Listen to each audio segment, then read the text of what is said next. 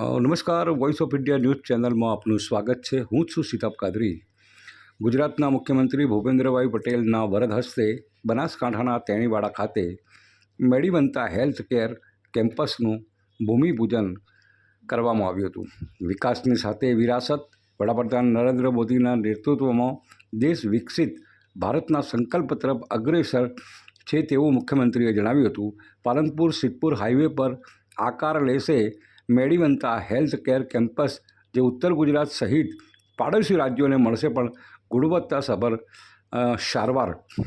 મુખ્યમંત્રી ભૂપેન્દ્રભાઈ પટેલના વરદ હસ્તે બનાસકાંઠા જિલ્લાના તેણીવાડા પાલનપુર સિદ્ધપુર હાઈવે ખાતે જીવન વિદ્યા ચેરિટેબલ ટ્રસ્ટ દ્વારા આયોજિત મેડીવંતા હેલ્થ કેર કેમ્પસનું ભૂમિપૂજન સંપન્ન થયું હતું. મુખ્યમંત્રી ભૂપેન્દ્રભાઈ પટેલે જણાવ્યું હતું કે વડાપ્રધાન શ્રી નરેન્દ્રભાઈ મોદીના સેવા, સુશાસન અને જનકલ્યાણને સમર્પિત 12 વર્ષ દરમિયાન દેશ વિકસિત ભારતના સંકલ્પ તરફ આગળ વધી રહ્યો છે.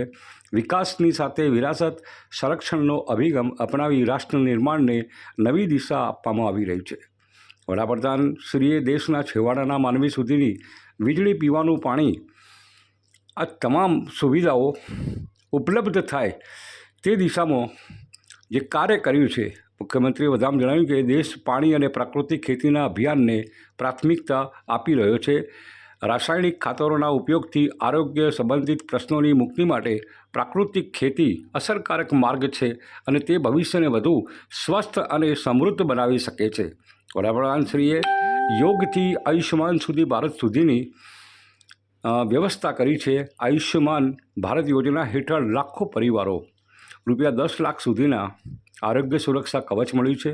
વડાપ્રધાન શ્રી નરેન્દ્ર મોદીના સૌનો સાથ, સૌનો વિકાસ, સૌનો વિશ્વાસ અને સૌનો પ્રયાસના મંત્રને આગળ વધારતી આ મેડીવંતા હેલ્થ કેર કેમ્પસ બનાસકાંઠા સહિત આસપાસના જિલ્લાઓ અને પાડોશી રાજ્યોના લોકોને પણ ગુણવત્તાસભર આરોગ્ય સેવાઓ પૂરી પાડશે. વિકસિત ભારત 2047ના સંકલ્પને સાકાર કરવા ગુજરાત પણ વિકસિત ગુજરાતના લક્ષ્ય સાથે આગળ વધી રહ્યું છે. અને યાત્રામાં સમાજના સહયોગથી નવા વિકાસના શિખરો સર કરવામાં આવશે. જીવન વિદ્યા ચેરિટેબલ ટ્રસ્ટ દ્વારા પ્રસ્તાવિત integrated medical campus, multi specialist hospital તેમજ મેડિકલ કોલેજ એન્ડ રિસર્ચ સેન્ટરના નિર્માણ કાર્યનો શુભારંભ કરવામાં આવ્યો હતો. આ પ્રોજેક્ટ ઉત્તર ગુજરાતમાં આરોગ્ય સેવાઓના વિસ્તરણ, ગુણવત્તાસભર સારવારની નવી દિશા સ્થાપિત કરશે. આ પ્રસંગે જિલ્લા પંચાયતના પ્રમુખ વસંતભાઈ પુરોહિત, રાજ્યસભાના સાંસદ મયંક નાયક, ધારાસભ્ય શ્રી બળવંતસિંહ રાજપૂત, અનિકેત ઠાકર, માવજીભાઈ દેસાઈ, જીવન વિદ્યા ચેરિટેબલ ટ્રસ્ટના શ્રી ખેમચંદભાઈ જગાણીયા, ગિરીશભાઈ જગાણીયા, સંગઠનના પદાધિકારીઓ, કીર્તિસિંહ વાઘેલા, જીવન વિદ્યા ચેરિટેબલ ટ્રસ્ટના અન્ય પદાધિકારીઓ, મહંતો તેમજ પૂર્વ ધારાસભ્ય મહેશભાઈ પટેલ સહિત અનેક અગ્રણીઓ અહીંયા ઉપસ્થિત રહ્યા હતા. અને શિવરામભાઈ પટેલ સહિતના ઉદ્યોગપતિઓ પણ અહીંયા ઉપસ્થિત રહ્યા હતા. મોટી સંખ્યાના અંદર લોકો આ એક નવીન પહેલને બિરદાવવા માટે, નવી પહેલને જોવા માટે મુખ્યમંત્રીશ્રીના માટે આવ્યા. સેવાનો સંકલ્પ, રાષ્ટ્ર પ્રથમનું મિશન અને વિકસિત ભારત વિરાસતની સાથે હૈયે રાખીને છેવાડાના માનવીને પણ મોદી સાહેબ વિકાસની મુખ્ય ધારામાં લાવવાનો હર હંમેશ એમણે પ્રયત્ન કરે છે. અને તેના પરિણામે જ આ 12 વર્ષ વિકાસ, વિશ્વાસ અને જનકલ્યાણના બન્યા છે. મેડિકલ અને મેડિકલ સુવિધાઓ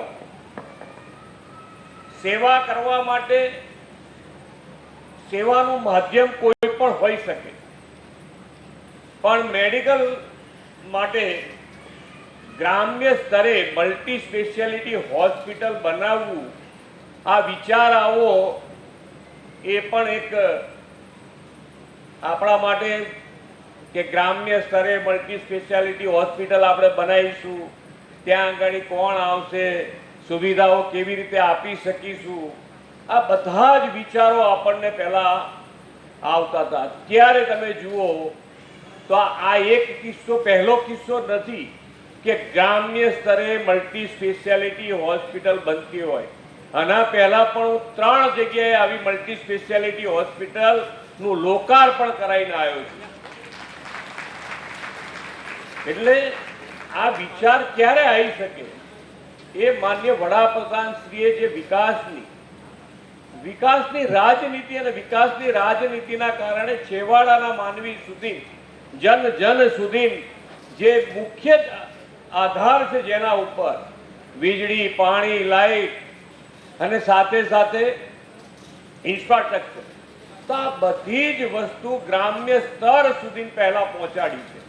અને એટલે આજે તમને કોઈને પણ એવો વિચાર આવી શકે કે આપણે કોઈ પણ વસ્તુ, કોઈ પણ સેવાની વસ્તુ કરવી છે તો ગ્રામ્ય સ્તરે પણ કરી શકાય.